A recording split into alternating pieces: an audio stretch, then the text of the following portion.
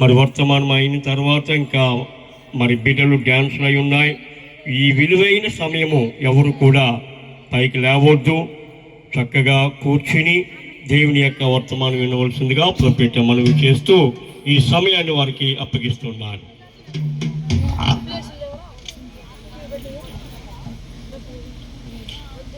దేవుని పరిశుద్ధమైన నామంలో మీ అందరికీ శుభములు. కూడి వచ్చిన మీ అందరికీ క్రిస్మస్ శుభాకాంక్షలు. యెషయా రాసిన గ్రంథము 59వ అధ్యాయము 16వ వచనం చదువుకుందామని. నేనే చదువుతాను. సంరక్షకుడు లేకపోవట ఆయన చూచెను, మధ్యవర్తి లేకుండాట చూచి ఆశ్చర్యపడెను. కాబట్టి ఆయన బాహు ఆయనకు సహాయము చేసెను. ఇక్కడ నేను మాట్లాడితే మీకు నాకు ఏ ప్రయోజనము లేదు, కానీ పరిశుద్ధాత్మ దేవుడు మాట్లాడితే మనందరికీ ప్రయోజనం. పరిశుద్ధాత్మ సహాయము కొరకు చిన్న ప్రార్థన చేసుకుందామండి. మహాపరిశుద్ధుడు అయిన మా ప్రియ పరలోకపు తండ్రి, నీ ఘనమైన శ్రేష్టమైన నామం నాకు వందనములు స్తోత్రములు చెల్లించుకొనిచున్నాను. ప్రభా, ఈ దినము ఎంతో మందికి భాగ్యము లేదు, ఎంతో మందికి ధన్యత లేదు.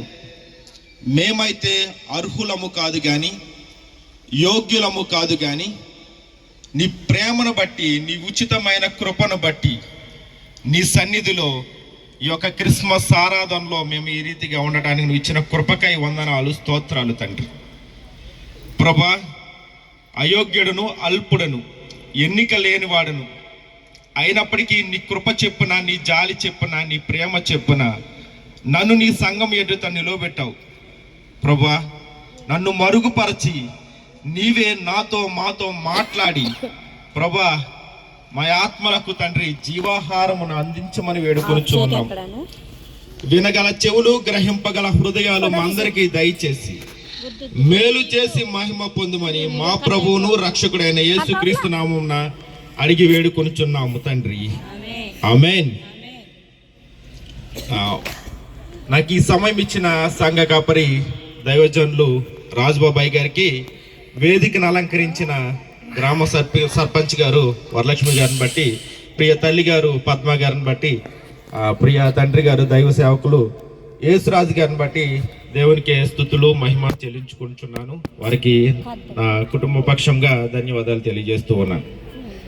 కూడి వచ్చిన మీ అందరికీ క్రిస్మస్ శుభాకాంక్షలు తెలియజేస్తూ ఉన్నాను. మనందరము ఈ క్రిస్మస్ ఆరాధనలో పాల్పంచుకున్నాం. క్రిస్మస్ అంటే సహోదరులు చెప్పారు కదా, క్రీస్తుని ఆరాధించుట. క్రిస్మస్, క్రిస్ట్ అంటే క్రీస్తు, మాస్ అంటే ఆరాధన, క్రీస్తుని ఆరాధించుట ఈ క్రిస్మస్. ఈ కాలక్రమంలో కొంతమంది క్రిస్మస్ చేసుకుంటున్నాడు, కొంతమంది క్రిస్మస్ చేసుకుంటుంటే కొంతమంది క్రిస్మస్ చేసుకుంటున్నారు. అర్థమైందండి? ఈ క్రిస్మస్ లో కనుక క్రీస్తు లేకపోతే, వాక్యము లేకపోతే మనం ఏం చేసుకున్నట్టు? క్రీస్తుని మిస్ చేసుకుంటున్నాం, దేవుణ్ణి మనం మిస్ చేసుకుంటున్నాం. ఎందుకంటే ఆది యందు వాక్యం ఉండెను, వాక్యము దేవుని యొద్ద ఉండెను, వాక్యమే దేవుడై ఉండెను. ఆ వాక్యము లేకపోతే ఇంకా క్రిస్మస్ ఏంటి? ఈరోజు ఈ గుడ్ న్యూస్ చర్చవారితో దేవుడు ఉండటానికి మన మధ్యలో ఉన్నాడు. దేవుడు ఇమ్మానుయేల్, దేవుడు మనకు తోడు. ఈ గుడ్ న్యూస్ చర్చ్ వారికి దేవుడు తోడై ఉన్నాడు. ఆయన తోడు మనతో ఉంటే మన ఏ బాధ అయినా సరే ఆయన నామంలో జయించగలం. మనిషి 3 రకాలుగా ఇబ్బంది పడుతూ ఉంటాడంటండి. మానవుడు 3 రకాలుగా ఇబ్బంది పడుతూ ఉంటాడు, 3 బాధలతో బాధించబడుతూ ఉంటాడండి ఎప్పుడు. 1 అప్పుల బాధ, 2 తిప్పల బాధ, 3 నొప్పుల బాధ. అప్పు లేని వాళ్ళు ఎవరన్నా ఉంటారండి? అప్పు లేని వాళ్ళు ఎవరు ఉండరు. ఏ అప్పు లేదంటే ఏ బ్యాంకులోనో, లేకపోతే డోక్రాలోనో, లేకపోతే చీట్లు కట్టడమో ఏదో ఒకటి ఉంటుంది. పోనీ అది లేదనుకుందాం. రెండవది తిప్పల బాధ. అమ్మాయికి పెళ్లి చేయాలనో, లేదా అబ్బాయికి పెళ్లి చేయాలనో, లేదా ఇల్లు కట్టాలనో, లేదా కట్టిన ఇల్లుని ఇంకా మోడర్న్గా చేసుకోవాలనో ఏదో ఒక తిప్పల బాధ ఉంటుంది. ఒకవేళ అది లేదనుకోండి, నొప్పుల బాధ. ఏ బాధ లేనోళ్ళు, శారీరక బాధ లేనోళ్ళు ఎవరైనా ఉంటారా? ఏదో ఒక బాధ ఉంటుంది. చిన్న పిల్లల దగ్గర నుంచి ముసలి వాళ్ళ వరకు ఏదో ఒక బాధ ఉంటుంది. కానీ ఇమ్మానుయేల్, దేవుడు మనకు తోడు ఉంటే మనము ఏ బాధలు గుండా వెళ్ళినా సరే ఆ బాధల నుండి విజయం పొందగలం, ఆ బాధల నుండి విడిపింపగలం, ఆ యొక్క వ్యాధి నుండి స్వస్థత పొందగలం. ఎప్పుడు దేవుడు మనకు తోడుగా ఉన్నప్పుడు, ఆయన తోడు ఉంటే మనం ఏ బాధనైనా జయించగలుగుతాం. ఈ యొక్క క్రిస్మస్ జరుపుకుంటున్న మనము ఈరోజు 27వ తారీఖున జరుపుకుంటున్నాం. కొన్ని చోట్ల 27, 28, 29 ఈ డిసెంబర్ నెల అంతా జరుపుకుంటారు. జనవరి స్టార్టింగ్లో కూడా క్రిస్మస్ జరుపుకుంటారు. అసలు యాక్చువల్గా డిసెంబర్ 25 అని పబ్లిక్ హాలిడే ఇచ్చేసారు. ఎవరు చెప్పారండి మనకి డిసెంబర్ 25 క్రిస్మస్ అని? బైబిల్లో ఏమైనా రాసుందా? లేదు. బైబిల్లో ఒక డేట్కి ప్రత్యేకత ఇవ్వలేదు. ఎందుకంటే ఆ డేట్లోనే కూడుకుంటారండి. నా జనులందరూ అప్పుడే నన్ను ఆరాధిస్తారండి. ఇంకా మిగతా రోజులు మర్చిపోతారు, మిగతా రోజు వారి ఇష్టం వచ్చినట్టు ఉంటారు. ఒక దినానికి ఎప్పుడు ప్రాముఖ్యత ఇవ్వలేదు. దేవుడు 7 దినాలు చేశాడు, 7 దినాలకి ప్రాముఖ్యతనిచ్చాడు. మనమే ఆ దినం మంచిది కాదు, ఈ దినం మంచిది కాదు అని మనమే అనుకుంటాం. దేవుడు అన్ని దినాలను పరిశుద్ధపరిచినట్లుగా దేవుని వాక్యం తెలియజేస్తూ ఉంది. అయితే 25 క్రిస్మస్ మనం ఏ రీతిగా జరుపుకుంటున్నాం? కొంతమంది మీకు ఎవరు చెప్పారు అసలు 25 క్రిస్మస్ అని బైబిల్లో చూపించండి అని అడుగుతూ ఉంటారు. యూదుల క్యాలెండర్ ప్రకారం, హిబ్రూ క్యాలెండర్ ప్రకారం ఇవన్నీ రుజువులు అయినాయి, కానీ అవన్నీ చెప్పేంత జ్ఞానం నాకు లేదు, కానీ అవన్నీ చెప్పిన అర్థం కాదు. కానీ మనం వాడే క్యాలెండర్ గ్రిగోరియన్ క్యాలెండర్ అంటారు. మనం వాడుతున్నాం కదండి, జనవరి నుంచి డిసెంబర్ వరకు. ప్రపంచమంతా అదే చెల్లుబాటులో ఉంది. తెలుగు క్యాలెండర్ కూడా ఉంటుంది, కానీ ఆ తెలుగు క్యాలెండర్ ఎక్కువగా వాడకపోవచ్చు. మనం ఎక్కువగా వాడేది ఇంగ్లీష్ క్యాలెండరే, జనవరి నుంచి డిసెంబర్ వరకు. ఈ క్యాలెండర్ రూపొందించడానికి అసలు కాలాన్ని 2 భాగాలు చేస్తే బాగుంటుంది. కాలము ఎప్పుడు ప్రారంభమైందో తెలియదు, ఎప్పుడు అంతమవుతుందో తెలియదు. కాబట్టి కాలాన్ని మనం లెక్కించాలి అంటే, కాలాన్ని మన కాలానుకూలంగా మనం ప్రయాణించాలంటే కాలాన్ని 2 భాగాలు చేస్తే బాగుంటుందని చెప్పి ఆలోచన చేసి 3 వ్యక్తుల్ని సెలెక్ట్ చేశారు. ఆ 3 వ్యక్తులు ఎవరంటే, ఒకరు జూలియస్ సీజర్, రెండో వ్యక్తి అలెగ్జాండర్. ఈ జూలియస్ సీజర్, అలెగ్జాండర్లు మహాచక్రవర్తులు. ఈ మహాచక్రవర్తులు అనేక రాజ్యాల్ని జయించుకుంటూ, అనేక యుద్ధాలు చేస్తూ, అనేక మందిని చంపుతూ, యుద్ధాల్లో చంపాలి కదా, అనేక మందిని చంపుతూ ప్రపంచమంతా పేరు ప్రఖ్యాతులు గడించారు. ఈ ప్రపంచాన్ని ప్రభావితం చేశారు. అయితే 3వ వ్యక్తి ఒక ఆయన ఉన్నారు. ఆయనే మన ప్రభువును రక్షకుడైన యేసుక్రీస్తు ప్రభుల వారు. ఈయన్ని చూసినప్పుడు వీళ్ళు ప్రాణాలు తీసి పేరు ప్రఖ్యాతలు గడించారు, ప్రాణాలు తీసి ఈ ప్రపంచాన్నంతా ప్రభావితం చేశారు. కానీ మన ప్రభువును రక్షకుడు యేసుక్రీస్తు అయిన మానవాళి అందరి కొరకు, మానవాళి అందరి పాప పరిహారార్థం ఆయన ప్రాణం పెట్టాడంట. ఈ ప్రాణం పెట్టిన యేసుక్రీస్తుని కేంద్రంగా చేసుకుని ఈ కాలాన్ని 2 భాగాలు చేస్తే బాగుంటుంది కదా అని చెప్పి శాస్త్రులు, పెద్దలు, తత్వవేత్తలు దాన్ని ఏం చేశారంటే, కాలాన్ని క్రీస్తుని కేంద్రంగా ఉంచి కాలాన్ని 2 భాగాలు చేశారు. క్రీస్తుని కేంద్రంగా ఉంచి కాలాన్ని 2 భాగాలు చేసినప్పుడు క్రీస్తు శకం, క్రీస్తు పూర్వం. అంటే క్రీస్తు పుట్టినప్పుడు కాలం ప్రారంభమైంది. క్రీస్తు పుట్టక ముందు వేరే కాలం వెనక్కి వెళ్తుంది.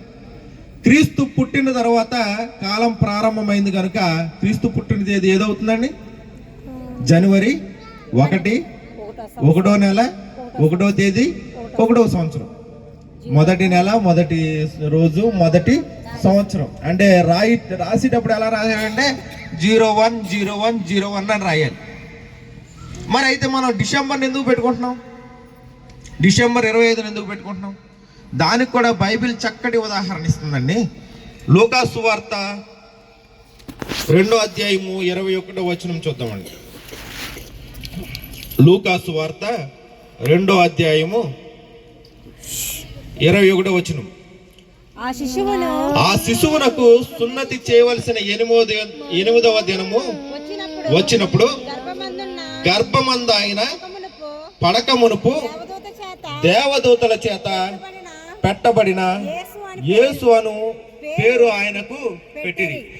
యేసు పుట్టిన తర్వాత 8 దినాలకు యెరూషలేము దేవాలయానికి తీసుకొచ్చారండి. 8 దినాలకు యెరూషలేము దేవాలయం తీసుకొచ్చారు. దేవాలయంలో వారు అర్పణ అర్పించిన తర్వాత బిడ్డకి 8వ దినమున సున్నతి జరిగించారు. ఆ 8వ దినమున ఎందుకు సున్నతి జరిగించారంటే ఆ రక్తస్రావం అధికంగా అవ్వకుండా ఉంటుంది, ఆ బిడ్డకు కూడా ప్రమాదం కలగకుండా ఉంటుందని 8వ దినాన్నే పెడతారన్నమాట. ఆ 8వ దినానే యేసు అని పేరు పెట్టారు. ఎవరు సూచించారు ఆ పేరు? దేవదూతలు. దేవదూతలు పెట్టబడిన యేసు అని పేరు అప్పుడు 8వ దినాన్ని పెట్టారు. ఇది రికార్డెడ్. దేవాలయంలో యేసు అనే వ్యక్తి సున్నతి జరిగించుకున్నాడు. యేసు అనే వ్యక్తి సున్నతి జరిగించుకున్నాడు. ఆయనకు యేసు అని పేరు పెట్టబడింది. ఆయనకు నామకరణం యేసు అని పేరు నామకరణం చేయడం జరిగింది. ఇది రికార్డ్ అయింది. ఇది రికార్డ్ అయిన తర్వాత మన వీళ్ళు యేసుక్రీస్తుని కేంద్రంగా చేసుకున్నారు కదా, వాళ్ళు తీసుకున్నది ఏంటంటే ఆ రికార్డే, దేవాలయంలో నమోదు చేయబడిన ఆ రికార్డే వీళ్ళు తీసుకున్నారు. ఆ రికార్డుని బట్టి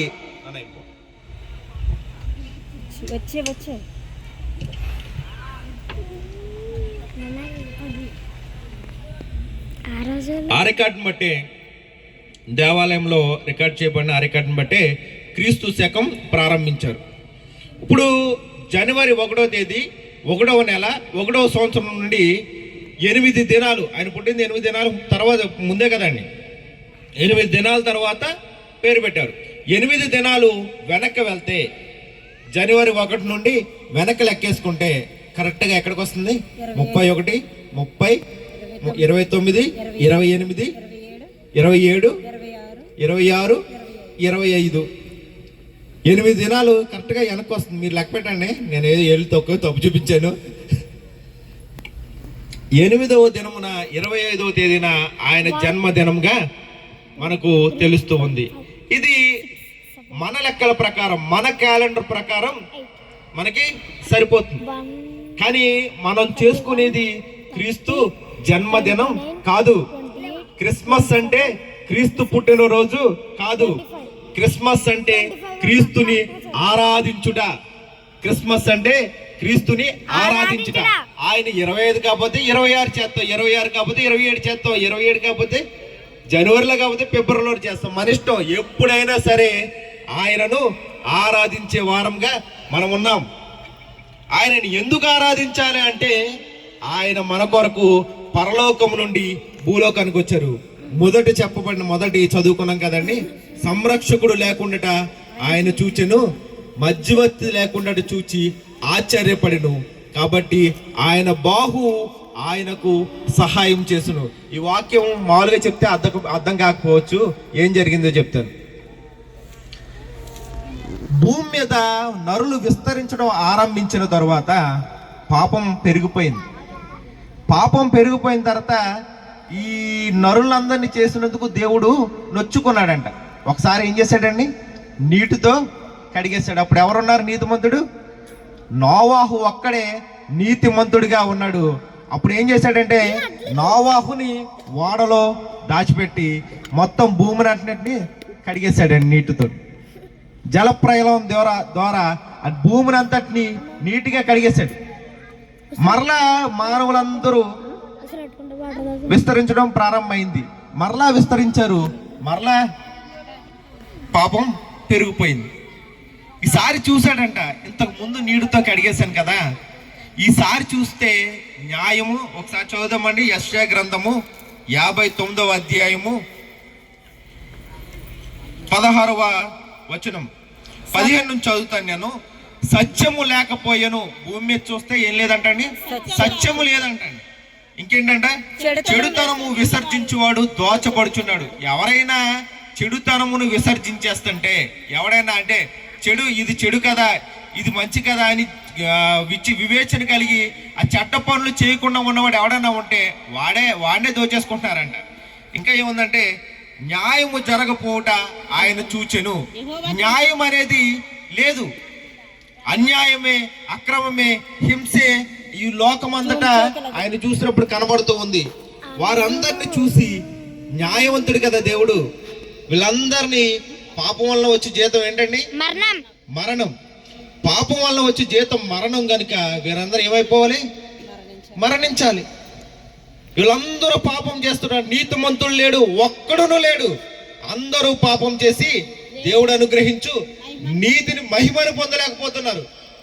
కాబట్టి వీళ్ళందరూ నాశనం అయిపోవలసిందేనా అని చూసి ఆశ్చర్యపోయాడంట ఆయన. సంరక్షకుడు లేడు వీళ్ళకి, వీళ్ళని సంరక్షించేవాడే లేడు, వీళ్ళని రక్షించే రక్షకుడు లేడు అని చూసి ఆశ్చర్యపోయాడంట. అప్పుడు ఒక ఆయన వచ్చాడు. ఎవరంటే మన ప్రభువును రక్షకుడైన యేసుక్రీస్తు ప్రభుల వారు. ఆయన ఇక్కడ ఏమని రాయబడిందంటే, ఆయన బాహువు ఆయనకు సహాయము చేసెను అని ఉంది. ఆయన బాహు అంటే చాచిన చెయ్యి. ఒక వ్యక్తి గోతులో పడిపోతే ఆ వ్యక్తిని లేపాలంటే చెయ్యి చాచి చేత్తో పట్టుకొని లేవదీయాలి. ఆ వ్యక్తిని లేవదీయాలంటే చాచిన చెయ్యి అవసరం. ఆ చాచిన చెయ్యిని ఆయన అందివ్వడానికి భూలోకానికి, పరలోకం విడిచి ఈ భూలోకానికి వచ్చాడు. పడిపోయిన నిన్ను నన్ను లేపడానికే, పాపం నుండి, నరకం నుండి, మరణం నుండి విడిపించడానికే ఆయన పరలోకం నుండి భూలోకానికి వచ్చాడు. ఆ దినాన్నే మనం క్రిస్మస్ గా జరుపుకుంటున్నాం. ఆ దినాన్నే మనం క్రిస్మస్ గా జరుపుకుంటున్నాం. ఆయన ఇంకా ఆయన ఎందుకు వచ్చాడయ్యా అంటే, యెషయా గ్రంథం 61వ అధ్యాయము 1వ వచనం నుంచి చూస్తే కనుక, ప్రభువగు యెహోవా ఆత్మ నా మీదికి వచ్చి ఉన్నది, దీనులకు సువార్త ప్రకటించడానికి ఆయన ఈ లోకానికి వచ్చాడండి. ఆయన ఈ లోకానికి ఎందుకు వచ్చాడంటే, సువార్తను ప్రకటించడానికి. ఎందుకు ఆ సువార్త ఏంటి అంటే, ఇదిగో ప్రయాసపరి భారం మోచిన సమస్త జనులారా, మీరు నా యొద్దకు రండి, నేను మీకు విశ్రాంతినిస్తాను. మీరు మీ ప్రయాసలు, మీరు వ్యక్తంగా ప్రయాసపడుతున్నారేమో, మీరు అనేక ఇబ్బందుల్లో గుండా వెళ్తున్నారేమో, నేను మీకు విడుదలనిస్తాను. ఇంకా కింద చూసినట్లయితే, నలిగిన హృదయము గల వారిని దృఢపరచుటకును, చెరలో ఉన్న వారిని విడిపించుటకును, బంధింపబడిన వారిని విముక్తి ప్రకటించుటకును. చెరలో ఎవరుంటారండి? బంధింపబడిన వారు ఉంటారు, బంధకంలో కట్టబడిన వారు ఉంటారు. మనం ఆ రీతిగా కాకుండా ఇంకో రీతిగా ఆలోచిద్దాం. ఇప్పుడు పాపం చేత బంధింపబడిన వారు ఎవరన్నా ఉన్నారంటే ఎందుకు లేరు? మద్యపానం చేత బంధింపబడిన వారు ఉన్నారు, సిగరెట్లతో బంధింపబడిన వారు ఉన్నారు, వ్యభిచారంలో బంధింపబడిన వారు ఉన్నారు, అనేక అక్రమాల్లో, లంచగొండితనంలో బంధింపబడిన వారు అనేక మంది ఉన్నారు. వారందరూ పాపం అనే చెరలో బంధింపబడి ఉన్నారు. వారందరినీ విడిపించడానికి, వారిని పాపం నుండి, నరకం నుండి, శాపం నుండి తప్పించడానికి మన ప్రభువును రక్షకుడైన యేసుక్రీస్తు పరలోకం నుండి ఈ లోకానికి తెంచాడు. ఆయన ఎందుకు వచ్చాడంటే, నిన్ను నన్ను రక్షించడానికి. ఆయన రక్షకుడు. ఇదిగో లోక పాపంలో మోసుకొని పోవచ్చున్న దేవుని గొర్రె పిల్ల అంటాడు యోహాను. మన పాపం అంతా ఆయన మీద వేసుకోవడానికే ఈ లోకానికి వచ్చాడు. మన శాపం అంతా ఆయన మీద వేసుకోవడానికే ఆయన ఈ లోకానికి వచ్చాడు. ఆ శాపం నుండి, మరణం నుండి, నరకం నుండి తప్పించడానికే ఆయన ఈ లోకానికి వచ్చాడు. ఆయన ఈ లోకానికి వచ్చినప్పుడు ఆ వార్త ఇద్దరికి తెలియజేశాడండి. ఎవరికి? గొర్రెలకి, గొల్లలకి, రెండవది జ్ఞానులకి. ఒకరు జ్ఞానులు, రెండోవారు అజ్ఞానులు. ఒకరు జ్ఞానులు, రెండోవారు గొల్లలు. గొల్లలకి దేవదూత ద్వారా వర్తమానం పంపించాడు, జ్ఞానులకి నక్షత్రం ద్వారా వర్తమానం పంపించాడు. జ్ఞానులకి నక్షత్రం ద్వారా వర్తమానం పంపించినప్పుడు ఆ నక్షత్రం వారికి ఆకాశ మండలంలో కనపడింది. ఈ జ్ఞానులు ఎవరంటే ఖగోళ శాస్త్రవేత్తలు, రాజకుటుంబీకులు, ధనవంతులు. వారి ఖగోళ శాస్త్రాన్ని బాగా అవపోషణ చేసిన వారు. వారు ఆ ఖగోళంలో ఉన్న కోటాను కోట్ల నక్షత్రంలో దేవుని నక్షత్రాన్ని గుర్తుపట్టిన వారు. వారి జ్ఞానులు గనక ఆ కోటాను కోట్ల నక్షత్రములో దేవుని నక్షత్రాన్ని గుర్తుపట్టారు. గుర్తుపట్టి ఈ నక్షత్రం ఎప్పుడు చూడలేదే, ఈ నక్షత్రం ఎందుకు పుట్టిందే అని వాళ్ళ గ్రంథాలు తిరగవేస్తే, ఇదిగో లోక రక్షకుడు పుట్టబోతున్నాడు, ఆయన పుట్టినప్పుడు ఈ నక్షత్రం వెలుస్తుంది, దాన్ని వెంబడించి మీరు వెళ్తే గనక ఆ లోక రక్షకుడిని పూజించవచ్చును, ఆరాధించవచ్చును అనే గ్రంథం వాళ్ళ గ్రంథాల్లో, జొరాస్టర్ గ్రంథంలో రాయబడి ఉన్నది. అది చదివారు వారు. ఆ యొక్క నక్షత్రాన్ని వెంబడిస్తూ తూర్పు దేశం నుండి ఆ యెరూషలేము ప్రాంతంలో ఉన్న బెత్లెహేముకు బయలుదేరారు. ఈ నక్షత్రం ఎక్కడ ఉంటుంది? ఆకాశ మండలంలో, ఉన్నత స్థలములో. ఈ నక్షత్రం ప్రకాశమై ఉంటుంది, ప్రకాశిస్తూ ఉంటుంది. ఈ గుడ్ న్యూస్ సంఘము వారు ఆ నక్షత్రం వలె ఉన్నత స్థలములలో ఉందుదురుగాక, ఉన్నతమైన స్థానములో ఉందుదురుగాక. ఆ నక్షత్రం ప్రకాశించినట్లు వెలుగుమయమై ప్రకాశించుదురుగాక, అనేక మందిని వెలిగించు వారై ఉందుదురుగాక. ఈ గుడ్ న్యూస్ ఆ చర్చి వారితో ఈ మాట దేవుడు పలుకుతున్నాడు. దేవుడు మిమ్మల్ని వెలిగించబోతున్నాడు. దేవుడు మీ వెలుగు ఆయన మహిమపరచబోతున్నాడు. వారు జ్ఞానులు ఆయన నక్షత్రము చూసి తూర్పు దేశం నుండి బెత్లెహేముకు ప్రయాణమై వెళ్ళారు. ఈ ప్రయాణమై వెళ్తున్నప్పుడు వారికి ముందుగా ఈ నక్షత్రం వెళ్తూ ఉంది. ఆ నక్షత్రాన్ని చూస్తూ వీళ్ళ ప్రయాణం కొనసాగించారు. మనం కూడా కొన్ని కార్యక్రమాల్లో ప్రార్థన మొదలుపెట్టి ప్రార్థనతో కార్యక్రమాలన్నీ చేస్తూ ఉంటాం. ప్రతి విషయంలోనూ ప్రార్థన చేసి దేవుని సహాయాన్ని కోరుతూ ఉంటాం.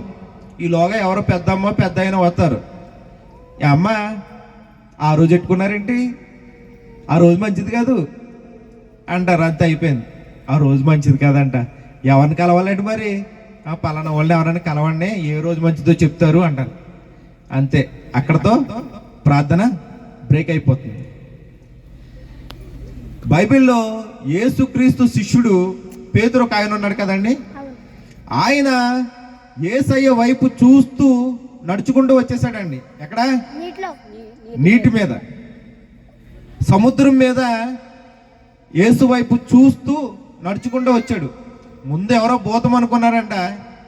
ప్రభువుని భయపడకుడి అన్నాడు ప్రభు వాయిస్ గుర్తుపట్టేశాడు. ప్రభువా నీవేనా?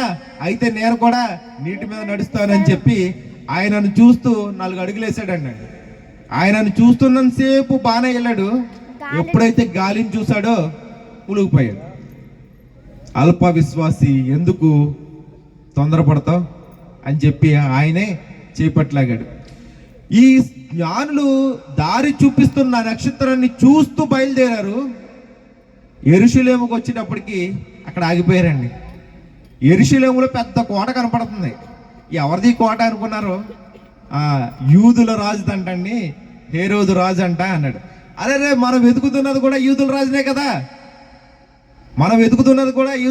కదా, అని చెప్పి ఆ యూదుల రాజు కోటలోకి వెళ్ళిపోయారు. మత్తయి సువార్తలో రాయబడిన మాట, వారు ఆ నక్షత్రాన్ని అత్యానంద భరతులై 1వ అధ్యాయం నుంచి చూద్దామా, 2వ అధ్యాయం నుంచి. వారు అక్కడికి వెళ్ళి ఏమన్నారంటే, యూదుల రాజుగా పుట్టినవాడు ఎక్కడున్నాడు? తూర్పు దేశం నుండి ఆయన నక్షత్రమును చూచి ఆయనను పూజించడానికి జ్ఞానులు తూర్పు దేశం నుండి వచ్చారు. ఎక్కడ ఆగిపోయారు? హేరోదు కోటలో ఆగిపోయారు. హేరోదు కోటలో ఆగిపోయి హేరోదు రాజు అంటున్నాడు,